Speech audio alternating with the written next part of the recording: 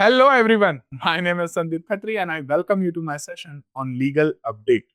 आज के इस सेशन में हम बात करने वाले हैं एक सुप्रीम कोर्ट की रीसेंट जजमेंट पे जो कि आई है ऑन सेक्शन 304 ऑफ आईपीसी, जो कि है punishment of culpable homicide not amounting to murder की।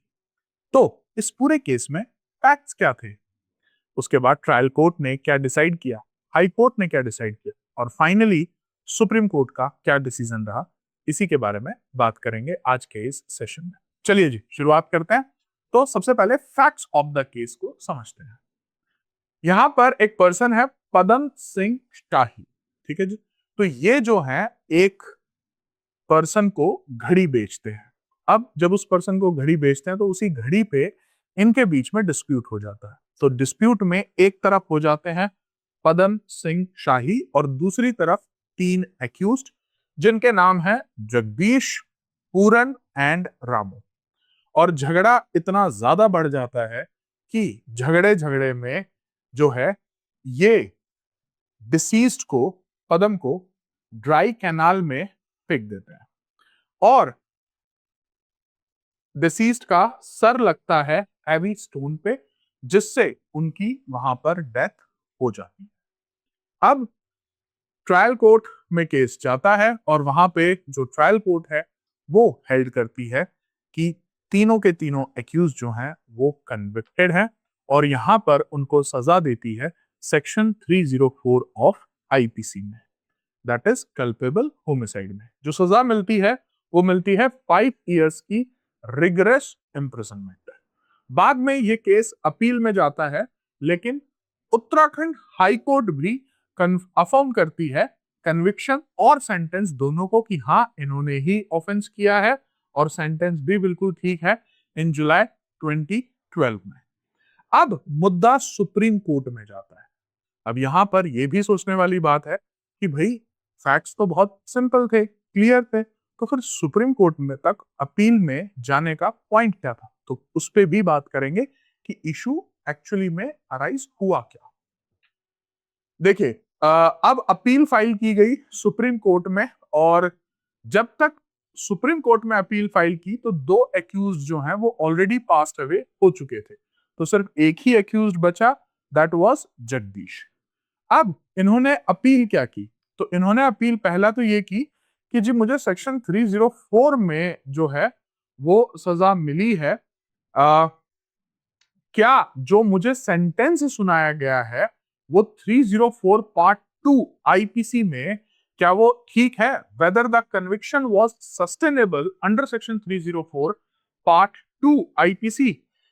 क्योंकि ट्रायल कोर्ट ने या हाई कोर्ट ने ये क्लैरिफिकेशन ही नहीं दी कि सेक्शन 304 पार्ट 1 में जो है सजा सुनाई गई है या फिर पार्ट 2 में सजा सुनाई गई है। तो इन शॉर्ट सुप्रीम कोर्ट में जाने का पहला मुद्दा ये बना। तो देखो जब आप सेक्शन 304 पढ़ते हो जो कि पनिशमेंट प्रोविजन है आईपीसी में, तो उसे 2 पार्ट में डिवाइड किया जा सकता है कि भाई अगर आपने जो है डेथ इंटेंशनली कॉज की है तो यहाँ पे पनिशमेंट मिलेगी, अगर आपकी नॉलेज थी जिसमें लाइकली टू कॉज डेथ हो गया तो फिर वो पार्ट 2 में जाएगा, ठीक है।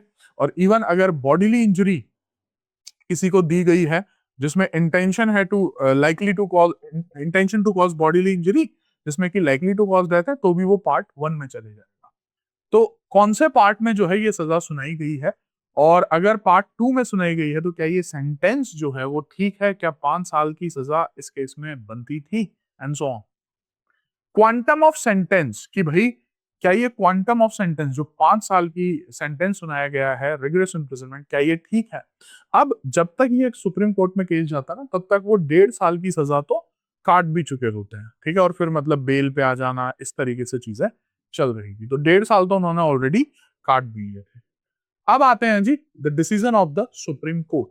तो पहली चीज तो ये कि सुप्रीम कोर्ट ने जो कन्विक्शन हुई थी उसको जो है यहाँ पर अपहेल्ड कर दिया है कि भाई कन्विक्शन तो बिल्कुल सही बनती है और आपकी जो है कन्विक्शन में कोई इशू नहीं है। Supreme court upheld the conviction of Jagdish under section 304 part 2। अब यहाँ पर यह भी क्लियर कर दिया गया कि भाई कौन से पार्ट में, पार्ट 1 में या पार्ट 2 में। So the answer is part 2। यहां पर आप इसको इस तरीके से भी देख सकते हैं कि सर ये पार्ट 1 और पार्ट 2 में इतना क्या डिफरेंस है। तो देखो मेजर डिफरेंस आता है पनिशमेंट को लेकर। जब आप पार्ट 2 देखोगे ना, तो पार्ट 2 में आपको देखने को मिलेगा कि यहाँ पे जो पनिशमेंट है दैट इज विच में एक्सटेंड टू 10 ईयर्स, 10 साल तक की सजा हो सकती है, और विद फाइन और बोथ, दैट्स इट, ये मैक्सिमम है। लेकिन जब आप पार्ट 1 देखोगे तो यहाँ पे इम्प्रिजनमेंट फॉर लाइफ भी हो सकती है। ठीक है, तो दिस इज द डिफरेंस। ठीक है, तो लेकिन यहाँ पे सुप्रीम कोर्ट ने कंफर्म कर दिया कि जो हमने जो सेंटेंस है that is as per to 304 part 2।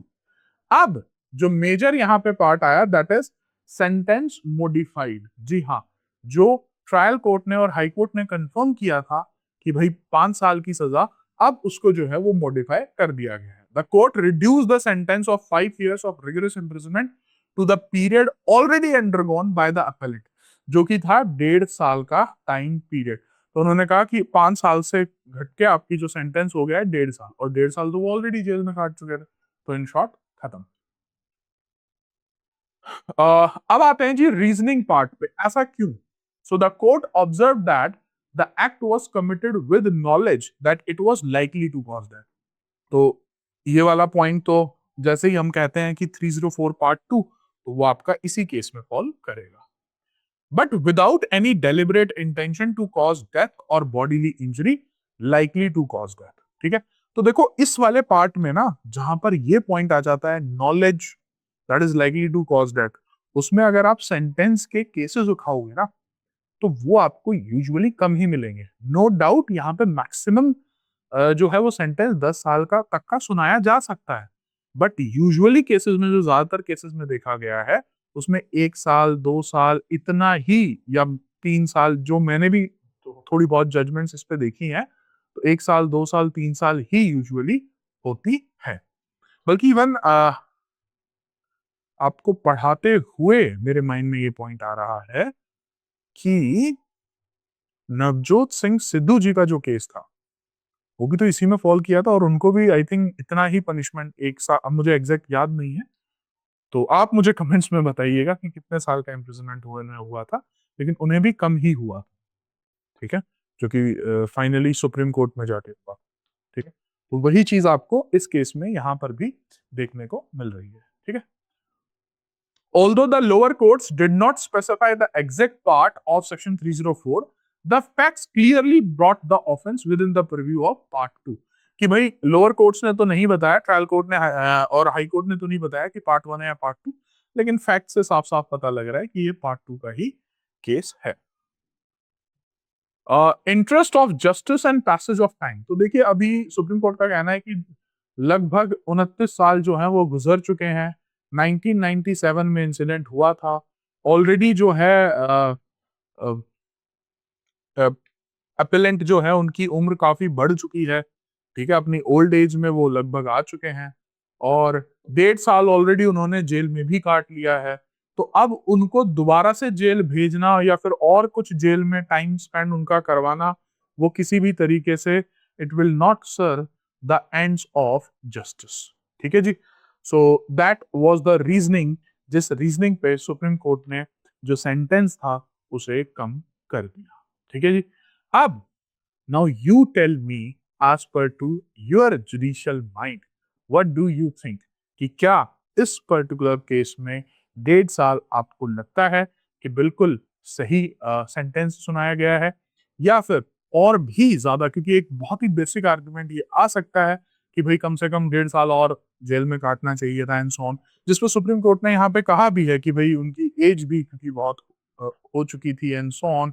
बाकी दो को जो अक्यूज थे, को अक्यूज थे, उनकी तो डेथ भी हो चुकी है।